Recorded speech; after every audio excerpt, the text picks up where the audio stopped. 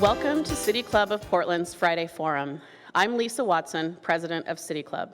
For more than a century, City Club of Portland is where civic-minded people work together to make Portland and Oregon a better place for everyone to live and explore. We're gathered today at the Sentinel Hotel and are joined by thousands of Oregonians via X-Ray FM's radio stations and KGW's website, Facebook feed, and news app, and Open Signal's community media television stations. In addition to the City Club's valued media partners, our volunteers and staff enable us to continue to put on the state's best civic programs week after week. Please join me in showing our appreciation to everyone who's made today possible.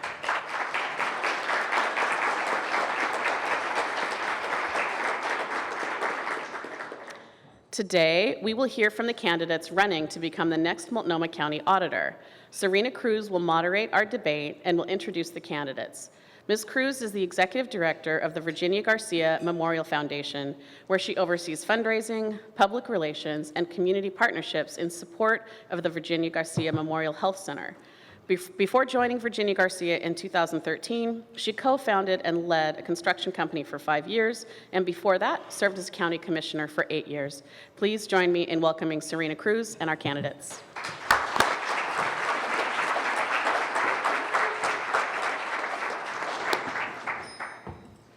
Thank you, Lisa, and it's a pleasure to join the candidates for County Auditor today.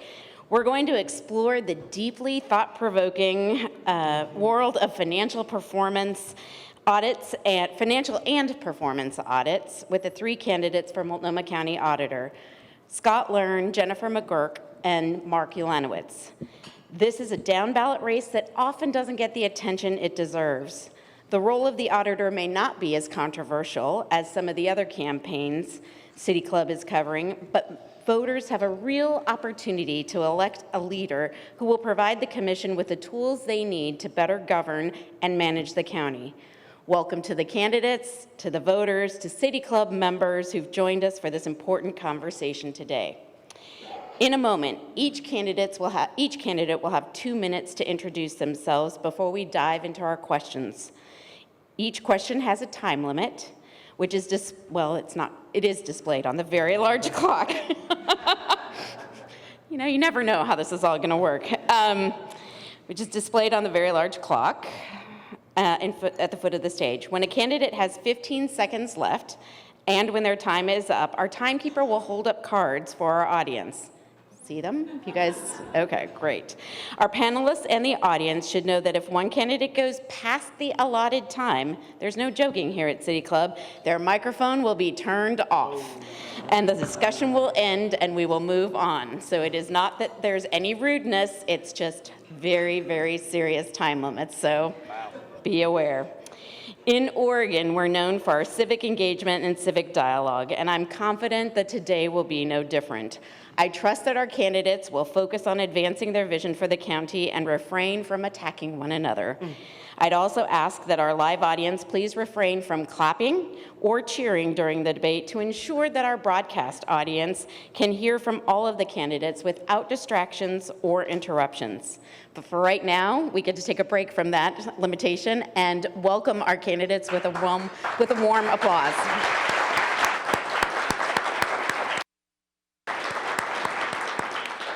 Okay, we're going to get started here. The speaking order was determined at random ahead of time, and we'll begin with Mark.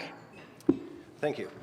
Hi, I'm Mark Ulanowicz, and I want to be the next Multnomah County Auditor. The ballots are out. It's getting very real now.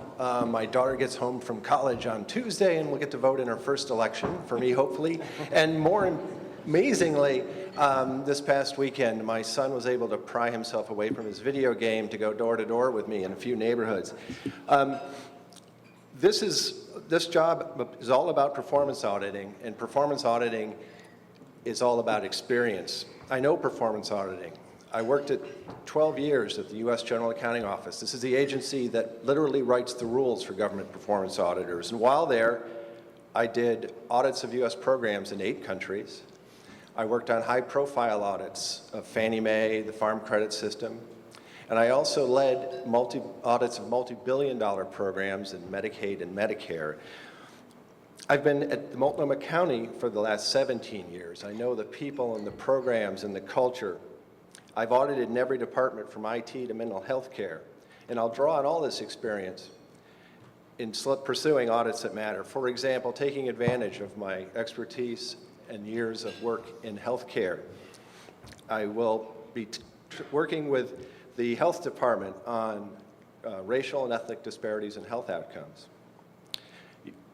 After my experience with the sheriff's office, I'll be working hard on disparities in the criminal justice system, from conditions in the jails to law enforcement in East County. And as your advocate for accountability, I'll be working hard on high-risk, big-dollar programs like technology implementations and homeless services. I know there's a lot more to good auditing than just identifying problems. A good auditor also identifies solutions and works with other elected officials to get these implemented. I have the background and have developed the relationships to get this done.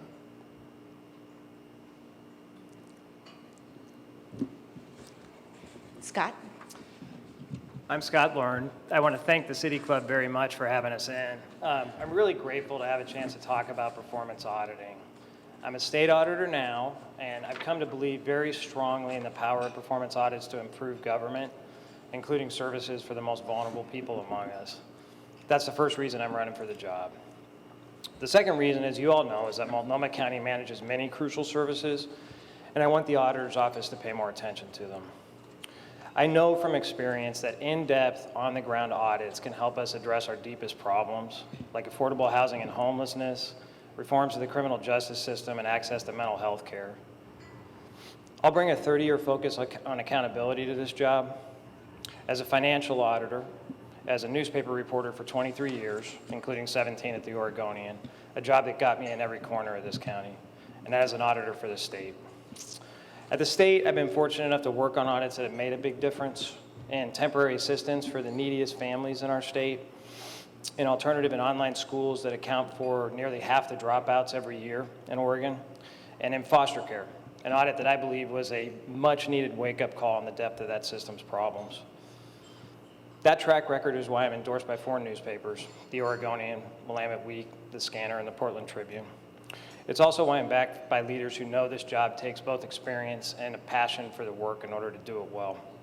That includes former Governor Barbara Roberts, former County Chair Bev Stein, and I think most telling, 4 former county auditors, 3 of whom are sitting at the table in front. Jewel Lansing, a pioneer in performance auditing in this county, Suzanne Flynn, and Gary Blackmer, who was my boss at the state until he retired recently. So thanks so much for listening, and thanks again to the City Club for hosting. Thanks, Scott. Jennifer? Thank you. I want to thank City Club for hosting this event and for all of you for choosing to spend your time here to talk about auditing. And I want to thank everybody who's listening and viewing from other locations as well for being a part of this time together. I'm Jennifer McGuirk. I'm also running for Multnomah County Auditor. I am currently a senior performance auditor in the Multnomah County Auditor's Office. And when I tell people I'm a performance auditor, the typical response I get is, "What is that?" Simply put, we really dig for facts. We dig in, we try to find out where things can be more transparent, where government can be more accountable, how it can be more effective for you and all taxpayers in our county. I love doing it. And I'm really proud to be part of a strong tradition of performance auditing at Multnomah County. One of the things about our system is the elected auditor gets to decide where we're going to dig deep, where we're going to pay attention. The core of the county is health, social services, and public safety. And that's why I think as auditor, I know I will focus audits on those programs that directly affect people's health and safety. Let me give you an example of where I want to look. In 2015, an audit was done by the Sheriff's Office that found disproportionate use of force against people of color in our jails. Disability Rights Oregon came out with a report describing deplorable conditions in our jails for people with mental health issues. In one instance, a man pulled out one of his own teeth. He had been held in isolation without access to health care. How do we prevent these things from happening? How do we care for the most vulnerable in our community? I think we have to stand up for them. Auditing is how I stand up, And I hope you will decide that one of the ways you will stand up to is by voting for me this May. Thank you.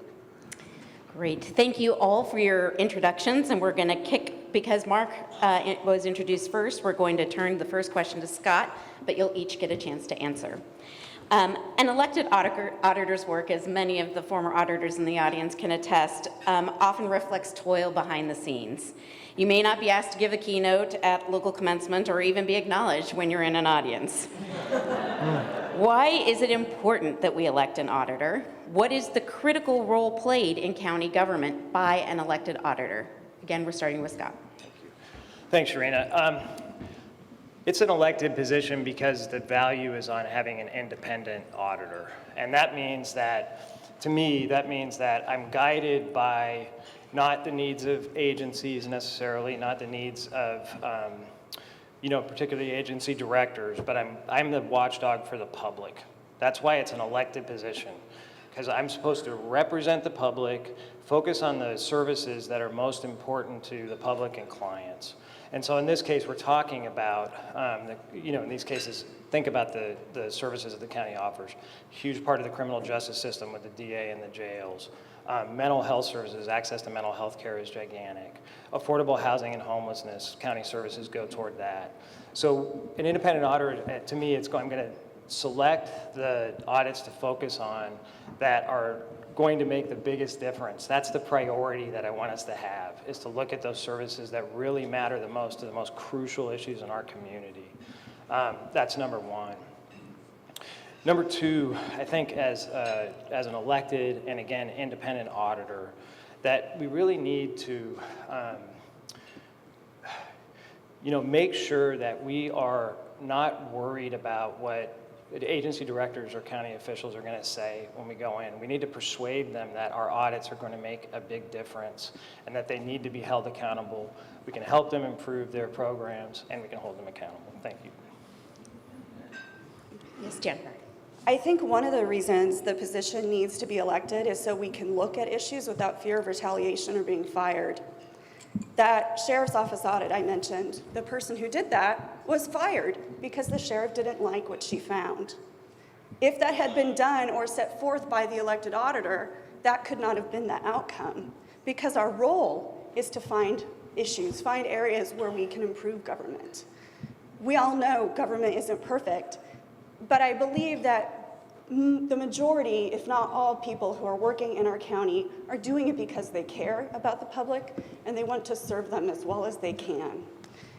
That's why you need to have an independent agency that can go in and assess how they're doing, to not only sing their praises when things are going well, but to point out where change needs to happen and do it in a way that looks at systems and not at individuals.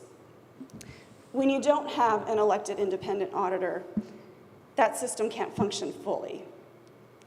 You can't have someone looking at something internally because the truth might not come out to the public as it should.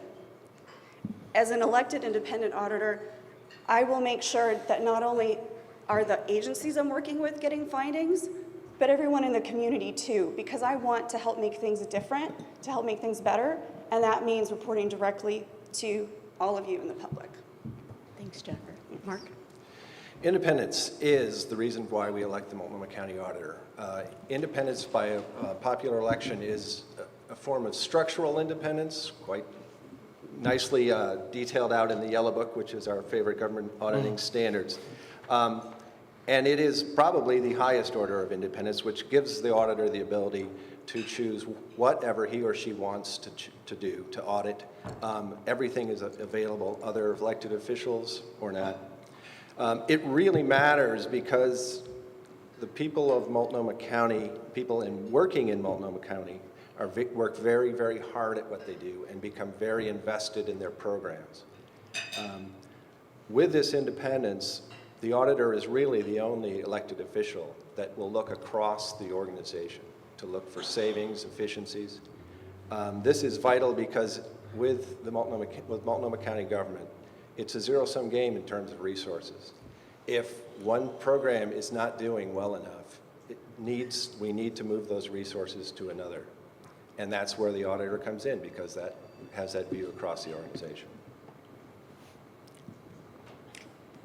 Thank you all. So now we'll move question number 2 to you, Jennifer, first, and then we'll look forward to hearing from everyone. Let's imagine from the get-go that you won this race. Congratulations. Yay. It's over. Fast forward 4 years, and you're up for re-election. What are the 3 things that you will tell the voters that you've done to merit their continued support? I think the first is that I pledged to start some specific projects my first year, and so I would be able to say, hey, I got those done, plus hopefully a whole bevy of other projects. Secondly, that I have helped people learn that they have a county auditor who's supposed to serve them, which is a little kept secret, well-kept secret. Because I'll be out in the community, talking to community groups, learning from individuals, making sure that the things we're hearing all over in Gresham, Troutdale, even downtown Portland, close in inner Northeast, the issues that we're hearing about repeatedly are ones that I will make sure we look at. And I will keep on those issues through follow-up audits, through other community engagement efforts to make sure that we affect real change. So I think I'll be able to point to areas where we've really moved the needle toward more effective government that serves us all. And then the other thing that I would like to be able to point to is looking at our internal structures. We know that there's been lots of issues with institutionalized racism and harassment within the county. And so being able to point to creating a new organizational ombudsman that serves our employees and hopefully has helped to shift the culture internally to one that's a better place to work so that people can serve the most vulnerable better. Thanks. Mark? After the first term, I hope to be able to say that I did work that mattered to the people of Multnomah County. I will have examined racial and ethnic disparities in healthcare. Within the Multnomah County Health Department, we have invested millions of dollars working on disparities, and we seem to be, the indicators seem to be moving in the wrong direction, and that we will have gotten some handle on that. I will also have looked at the impact of racial and ethnic disparities in jails and law enforcement. I will be able to point to some work done on the use of force in the jails, and hopefully the start of something much larger dealing with law enforcement activities with the sheriff as the sheriff takes over more and more of that in East County. I will have assessed the potential impact of the strain on funding on programs that that serve our most vulnerable clients. We have the issues of PERS, we have changes in the federal government. This is all going to put a strain on our capacity for care. And I hope that you will also say that I really did get after high-dollar, high-risk programs. By the end of this fiscal year alone, we'll have spent $140 million on the homeless services, and that we have something to show for it. Scott? At the end of 4 years, I want everyone to hold the auditor's office accountable for doing audits that make a difference in our most crucial services and that help to address the most crucial problems that our community has. So I want us to get down on the ground level on homelessness. I want us to see what the obstacles to service are and report on that. I want us to follow the money on affordable housing and make sure it's being effectively and efficiently spent. I want to get in, the county's had a lot of problems, as many governments do, with managing contracts for performance, and a third of the county's spending is going out to contracted services. So I'd like to get at that by looking at the contracts with addiction service providers. That's so crucial. Obviously, their ability to do well, see how the county's supporting them and then encouraging them to get better. And then I also want to, a huge piece is obviously mental health services. So I would like to, and support in the schools. So I'd like to get us out in the schools, which is going to really provide, from East County to PPS, is going to really provide a good overview of the problems that we're seeing. Look at the mental health services that the county's providing, which has been a huge problem, lack of mental health services statewide, and also look at the Sun schools and the family support services they're providing that are so crucial.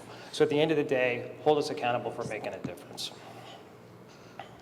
Great. Well, thank you all for your answers to that. I'm going to take a brief moment to remind folks, if you're tuning in on the radio or online, this is City Club of Portland's Friday Forum. I'm Serena Cruz, the Executive Director of the Virginia Garcia Memorial Foundation. Today we're hearing from the candidates running for Multnomah County Auditor, Scott Learn, Jennifer McGuirk, and Mark Ulanowicz. So, Mark, we're going to turn to you for question 3 first. Auditors audit, managers manage. One of my friends described auditors as the Yoda to management. When Yoda was training Luke in The Empire Strikes Back, he says, quote, "Mysterious are the ways of the Force." Luke asks, "Did you make me stand on my head just because I was annoying you?" Yoda replies, "Very mysterious." What is the wisest advice you've read in a government audit, and did the customer understand what was at stake? Well, I'm a huge Yoda fan. I really don't. I don't want to be short and green. But the best advice I think I've ever seen in an audit is a good explanation of just how incredibly complex the issues are that we deal with. Everyone comes up with quick sound bites. We need to do better at performance. We need to follow money. We need to. There's nothing that happens at the county that's easy. And so for me, the best advice is you just have to be persistent, know that you don't know much more than you do, and just keep after it every day. Scott? Yeah, I'd echo sort of polite persistence is crucial. And so I don't quite get the Yoda reference, sorry. But Really? I guess there's real wisdom in just the audit. I won't bore you with the details, but here's basically the questions you ask. You go into an audit. Why does this program matter? So you want to be able to clearly state this. What's it supposed to be doing, right? Is it doing that? And if it's not, what are the reasons that it's not meeting those standards that you've established? And then how do you fix it?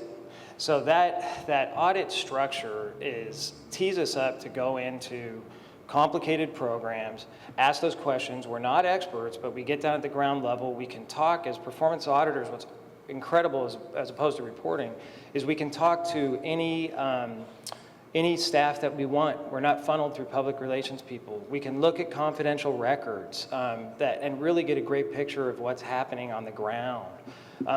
So that's why I really believe that we need to get down at ground level on these crucial services and use that performance audit advantage to its fullest. There's also an incredible amount of talent in the performance audit profession. So let's direct that where it really matters most, is what I want to do. Jennifer, let me restate the question. Oh, okay. I got it. Oh, you got it? Yeah. Okay. So to me, what troubles me about that statement is I don't think auditing should be mysterious. And I think that might be part of the reason people don't understand what we do or even why we exist in government. It should be pretty clear what we do. We try to identify, or what I will do when elected, is identify those programs that are affecting the most vulnerable in our community. Look also at the dollars being spent, listen to what the community is talking about and where their greatest concerns are, and dig into those issues and find out where we can help government be more effective so that it's effective for all of us. That shouldn't be a mysterious process. We can be more transparent, I think, on our website at the county auditor's office and how we make those decisions, and we can be more transparent about what the process is like. It's really like a gigantic in-depth research project where we're digging in, learning as much as we can. We're looking where we think we can make the most change and help move the needle, and that's what we focus on. And along the way, if we're doing our job right and according to our standards, we're keeping the group that we're auditing informed about what we're finding so they can start making changes then. And then if we're doing our job right, you're actually learning about the work we're doing and how it might affect you and how you can help us hold government accountable too. Thank you. So we've got time for one more question before we open it up to you all to ask questions of each other. So I'm going to direct this one to Mark. He's next. No, he's not. I had them numbered before I went there. So next is Scott. Former county chair Beverly Stein used to say that the county serves the community's neediest and the community's naughtiest. So many audits have examined these functions: mental health, homelessness, juvenile justice approaches, etc. To my knowledge, I don't know of many. I've heard you guys referenced a tiny bit to some that might have taken place that I missed, but audits that really examined the racial disparities in county operations. Given that 1 in 4 of every resident in the county is a person of color, 5.8% African American, 7.5% Asian, 11.4% Latino, racial equity is a critical lens that seems to be missing in these audits. What have you done to prepare yourself to examine racial equity issues? Absolutely. So I think we do need to bring a racial equity lens to every audit that we do. That means, let me apply it to some of the audits we've done at the state. So for the alternative school and online education audit, those are schools that are disproportionately serving children of color. That's a big part of the reason why we focused on them. Same with the Temporary Assistance for Needy Families program. We're talking about vulnerable people, disproportionately African American and other historically underserved populations, and the services just are not meeting the bar to those people. So those became a real priority. Similarly, in foster care, we applied that lens and said, okay, we have a real disparities in the kids in the system. And so those kids often get forgotten. At the county, I think we need to look at racial inequities in the criminal justice system. That's been a huge issue, and what's interesting to me is that there's been a lot of turmoil over the data and what it really says. So if we can look at things like arrest rates, bail, disparities in bail, disparities in sentencing, disparities in charging, then we can start to get at that. And we can also confirm that this data is accurate and maybe help stop the sort of quibbling over the data that's, I think, jeopardizing the ability to deal with this problem. I'll stop there. Jennifer, and again, the question is, what have you done to prepare yourself to be able to examine racial equity issues? Thank you for restating it, because I don't think that Scott quite answered that. So here's how I've been preparing kind of my whole adult life. Before I became an auditor, I wrote grants and managed grants, mostly looking at issues affecting very vulnerable populations, underserved populations, and helping them get scholarships into school, intellectually disabled populations who researchers wanted to make sure had a voice in research that affected them, early literacy programs where people of color were at the table figuring out how to make these programs better to help them and their children learn. I focus a lot on my own privilege as a white person, and I think that that's important, and it's something I get emotional about because it's not something that we talk about enough. But I think it's something that says a lot about who I am and how I will serve. I feel like it's important that I use my privilege to help make sure that others have greater access to opportunity, which is what equity is about when we're talking about underserved populations.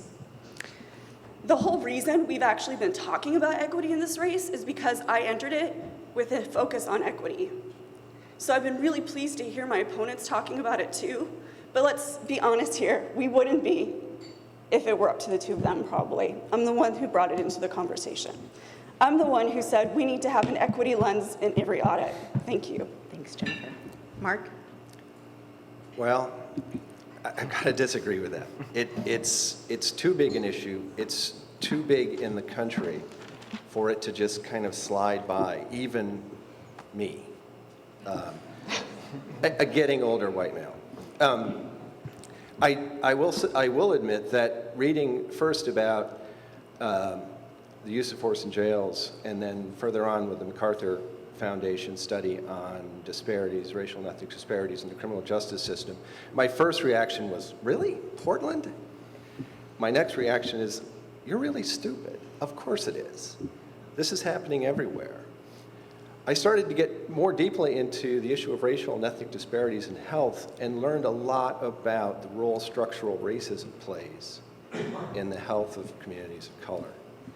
When I reached out to community healthcare providers to talk about this issue and how it is we can address something like this that the county keeps quite good track of without having to solve racism.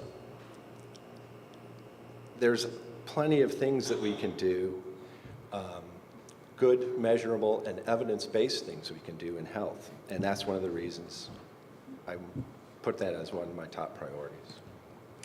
Well, thank you all for dealing with my questions. I appreciate it, even the Yoda reference. Now we're going to transition to candidate questions. And in a few minutes, we'll take questions from the audience. Those of you who are here in the room can write questions on note cards in the middle of your table and hold them high for City Club staff to collect. Anyone may suggest a question via Twitter using the hashtag #FridayForum. While everyone thinks of their questions, we're going to give the candidates a chance to ask each other questions. Each candidate will ask a question following the guidelines we use at every Friday Forum. It should be asked in 30 seconds or less, phrased as a question, remember that, phrased as a question, and focus on matters related to today's discussion. Their fellow candidates will have 90 seconds to respond to the question posed. Let's start with Jennifer. Sure. So if you are elected, there will be times when you may need to be able to speak up to another elected official with news they don't want to hear. I would like to hear an example from each of you. Can you please give an example of a time when you had to speak truth to someone who had power over you? Who's first? Whichever one you want to do first. Mark, go first. I've had a lot of experience in speaking truth to powerful people. I have done a lot of work with the U.S. military. These people are paid to be intimidating, and including one of the most intimidating meetings I ever had on the island of Okinawa with the first female brigadier general in the Marine Corps.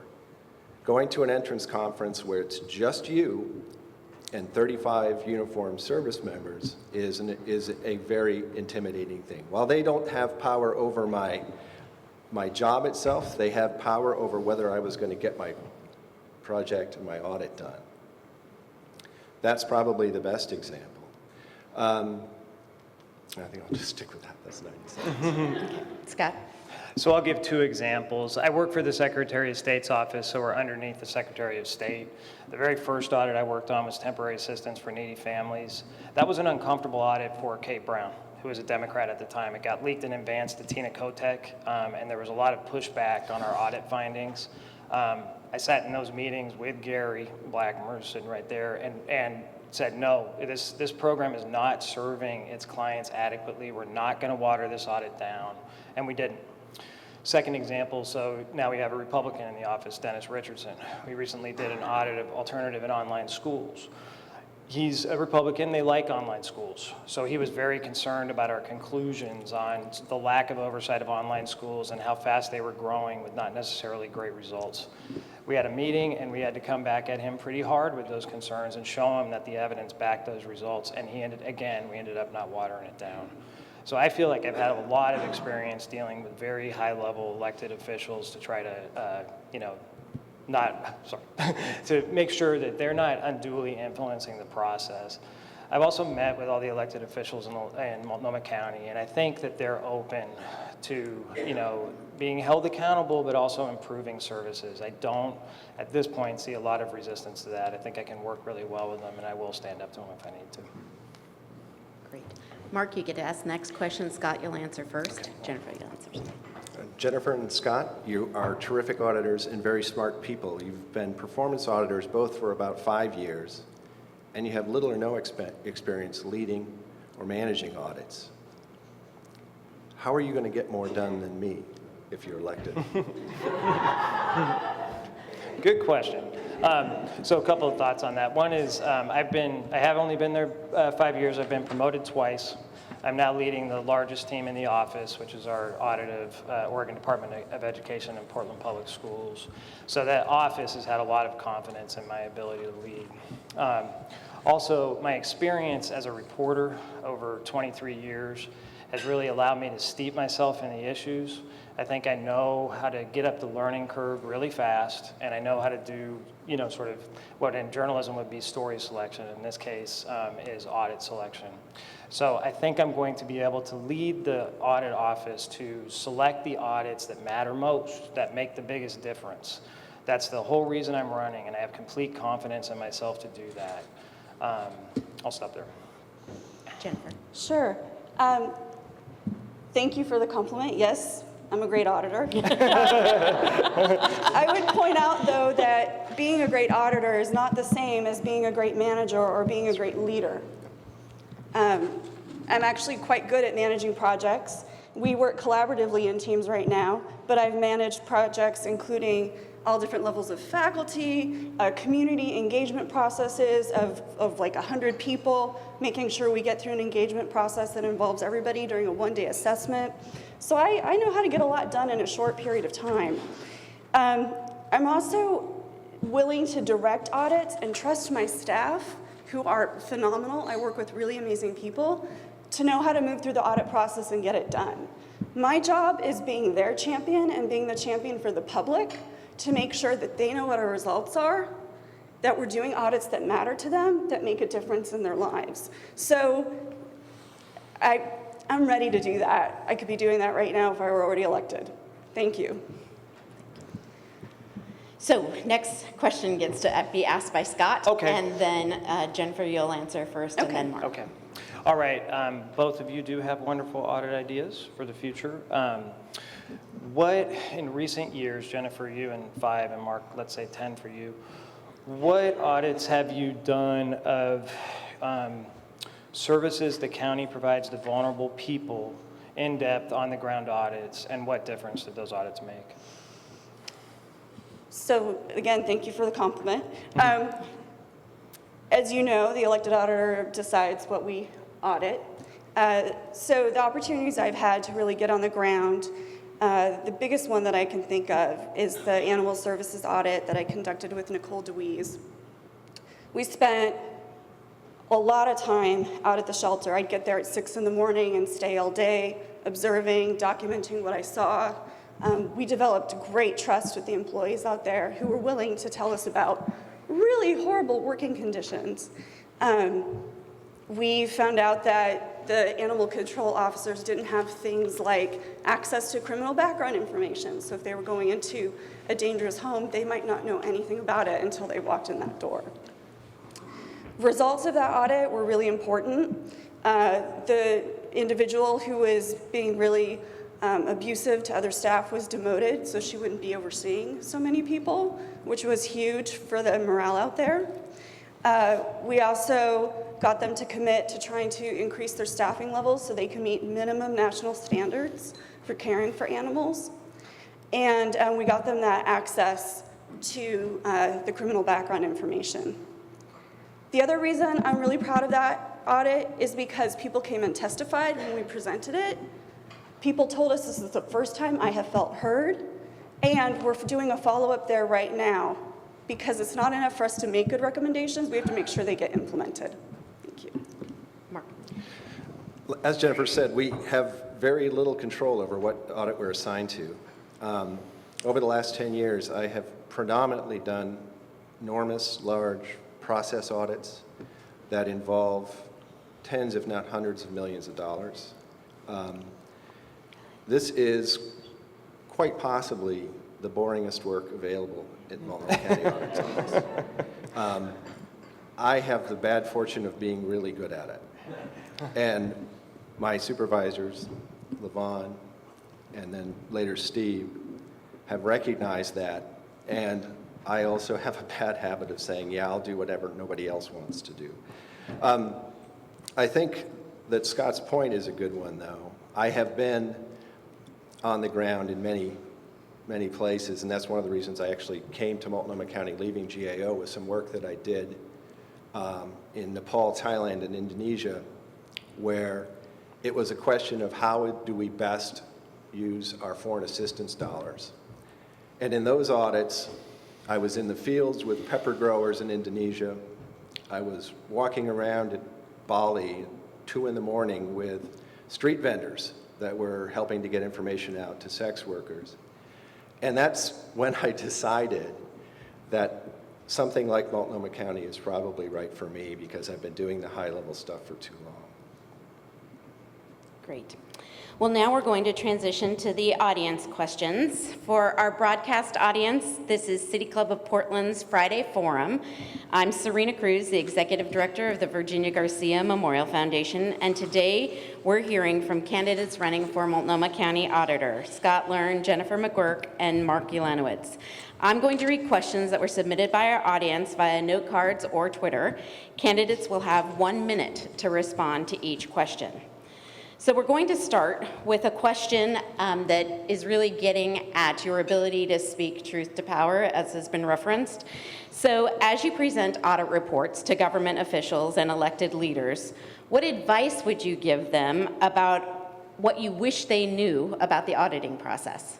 And we're going to start with Mark on that one, I think. Trying to remember the order. Did I mess that up? Is it you? You did me last. Okay, so that's Okay, what I we're thought. good. That's what I Okay. thought. The first thing I wish elected officials would know is just how difficult the process can be and how carefully we make sure that we are telling the truth. The second thing I'd like them to know is that we are out to get nobody. I mentioned it before, the resources in the county it's a zero-sum game.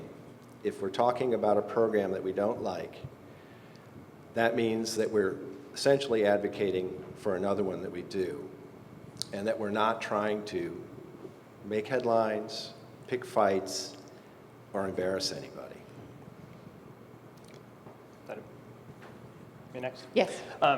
So it's interesting coming to this after having been a reporter for a long time. It's a very polite process. It includes a lot of interaction with the agencies and ultimately the elected officials over those agencies. We early on tell them what we're finding. We early on provide evidence for that finding and discuss it with them and get their perspective. Throughout the entire audit, we're keeping them updated. And then this was a little hard to get used to, but we send the draft report to the agencies themselves, and they can provide feedback for accuracy purposes. So I think we're holding them accountable. We're not pulling punches, but it's a very collaborative process, and they have every opportunity to be able to provide feedback and give us more context, data, evidence, and challenge our findings. The system is really set up to make sure that the people we're auditing really have a chance to weigh in. So the question was, what would we want elected officials to know? Yeah, what advice would you Okay. give them about the auditing process? What Okay. do you're going to be speaking to them. What Yeah. advice? Yeah. I think the advice I would give an elected official about the auditing process is we have a lot of care and a lot of commitment to the work and to the public that's being served.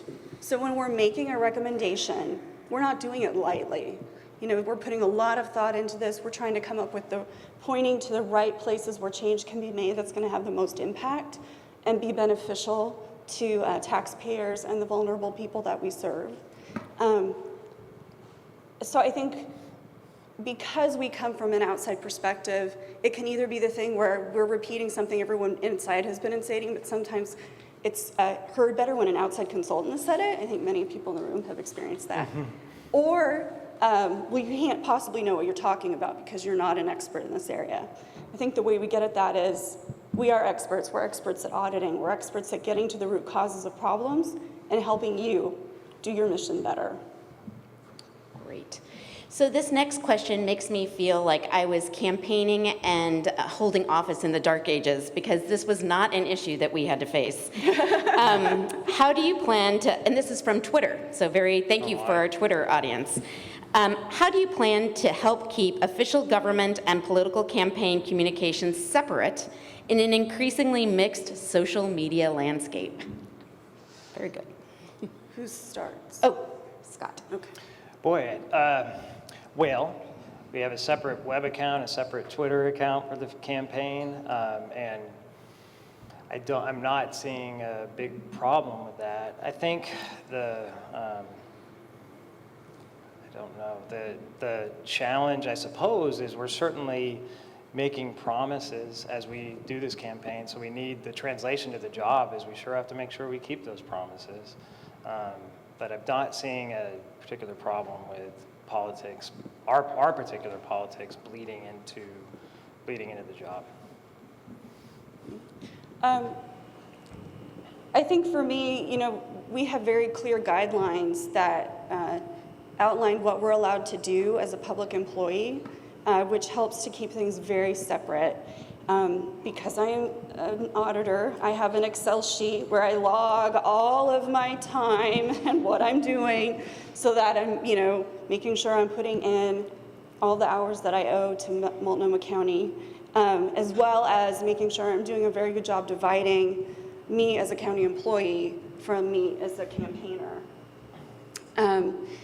And I've gotten guidance from legal people about that, and a lot of it, though, Scott said, is making sure you've got different ways that you're communicating as an individual and as a candidate. Mark? Well, the easiest way for me to separate certainly campaign-related social media from personal social media is I just don't have any personal social media.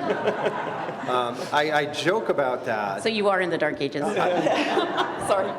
Yeah, way back in the 90s. I joke about it, but it is a really serious question, because anything you put on personal social media can get at the issue of the perception of bias.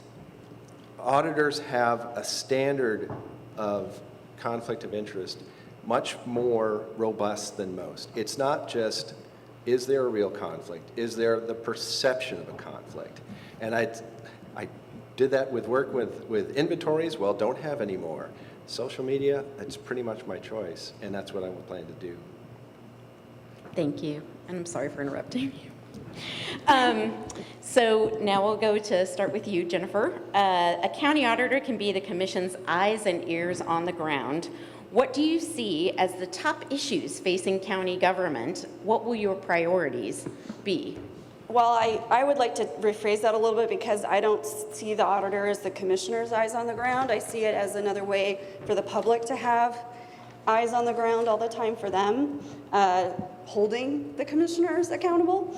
The top issues that I've said I'd start my first year, I want to do that audit of jail conditions. It's a long time overdue. We need to get it done.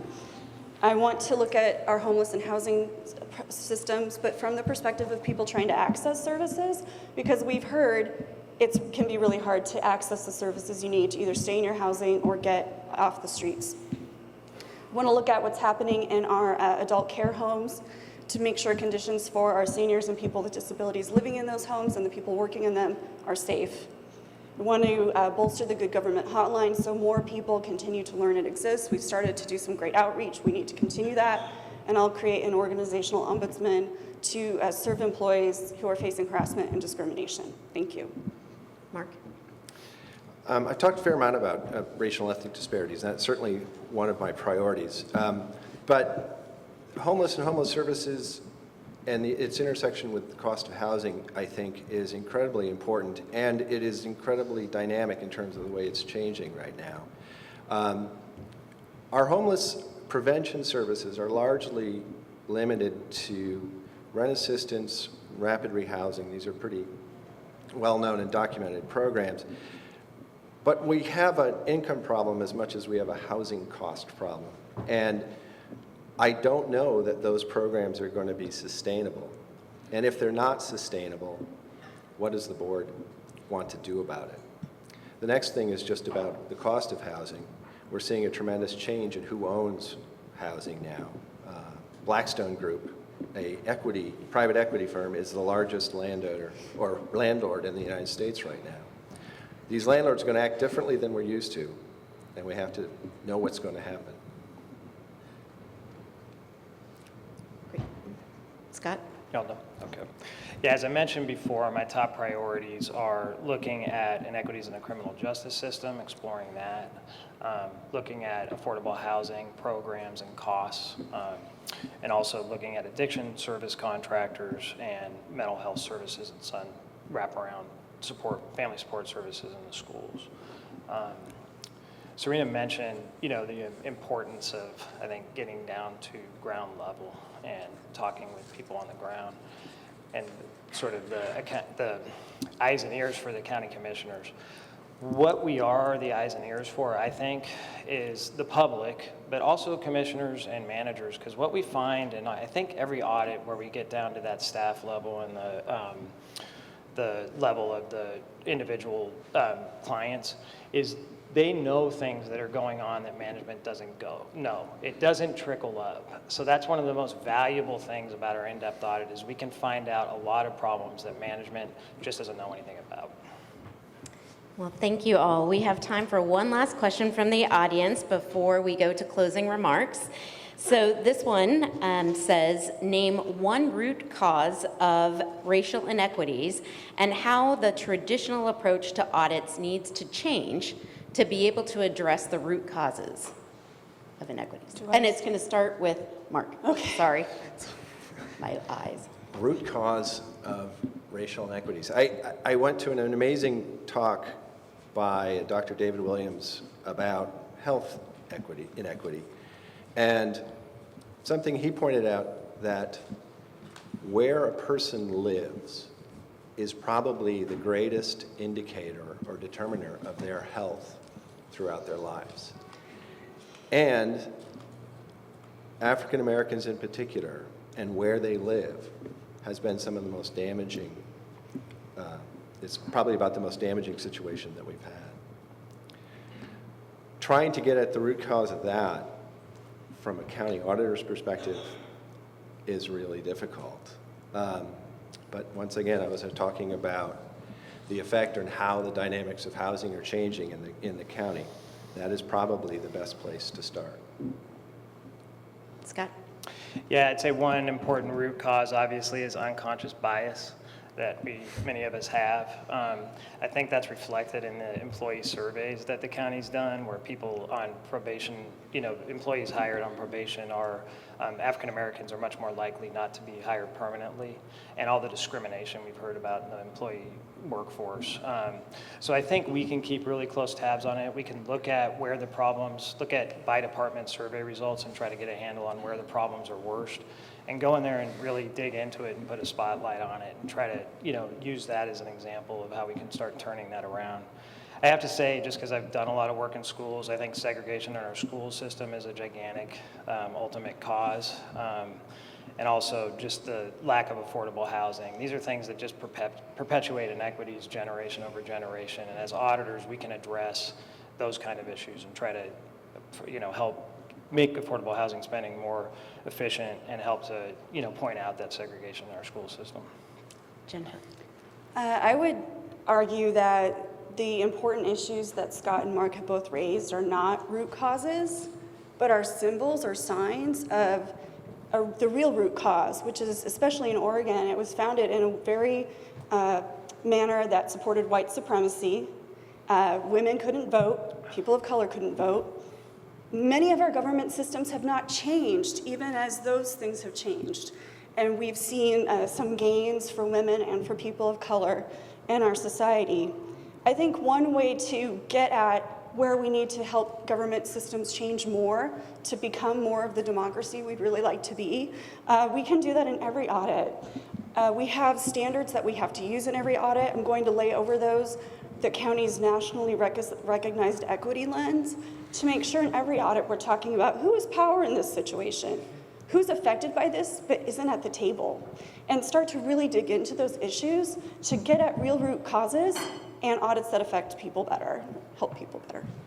Well, thank you all. A really great conversation. We're going to transition to closing remarks. You've almost finished your debate here at the City Club.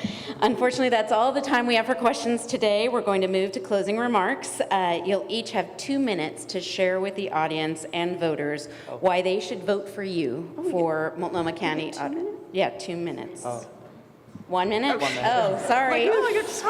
Too much Maybe a little following of filler the there. script. Not enough questioning, All right, you're all off. but at least they're all asking the right questions. That was a good insight into how they're going to be auditors. So with that, we're going to start with Scott. Okay. Yes. I hope this discussion has given you a good sense of the potential for in-depth and on-the-ground performance audits to improve government services and stretch the public dollar too.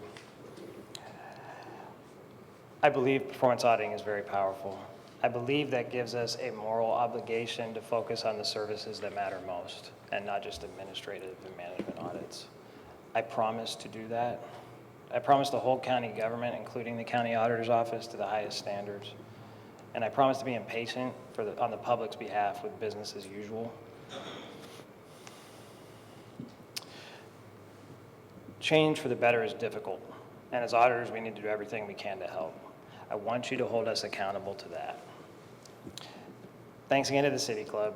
Thanks to all of you for your interest, and thank you very much for your vote. Jennifer, yes. I want to thank all of you for being here today and for your questions. Thank you, City Club, for hosting this. I hope all of you who've been listening or viewing elsewhere have enjoyed it. We've been doing this a while together now, and I think we always enjoy bouncing off of each other. Yeah. I think you've seen that I'm really passionate about auditing and that I really feel it is a way to serve our public better. The auditing process, it matters. We all really care about it. But what matters more than that is actually affecting change. And I'm the person in this race who knows how to do that. I have experience with community involvement. I've been out talking all over the county to build relationships. And I want to use that to make sure government is serving you as best it can. That's why the largest employee union at the county, AFSCME Local 88, has endorsed me, as well as community leaders such as Ana Del Rocio, Jennifer Williamson, and Judith Mowry. Thank you. Mark? Thanks for hanging in there. Discussion about auditing. It is an important job, and we're really grateful for your attention. I strongly believe that government can and should play a role in helping people who really need it.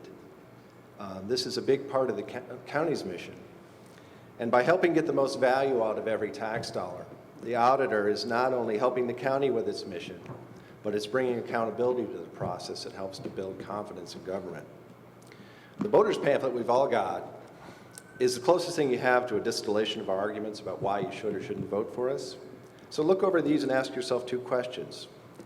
Who do you think will do the best job of picking important areas of county government to audit, and who has the best chance of turning these audits into change?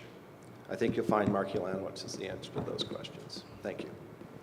Well, thank you all. It was really a privilege to be the moderator for this very thoughtful and engaged debate. I really want you to join me in thanking Jennifer McGuirk, Scott Learn, and Mark Ulanowicz for stepping up to run and for being such great candidates here at this debate. Thank you.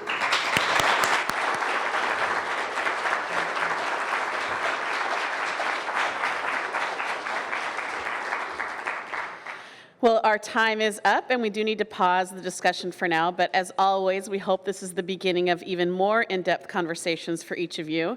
Please join me in thanking our panel once again today, as well as our moderator, Serena, and I'd also like to say a special thank you to Colin Jones, the producer of the program, and to our timekeepers. We appreciate all the hard work that went into making today possible. Thanks for coming, and we hope to see you at another City Club event soon. We're adjourned.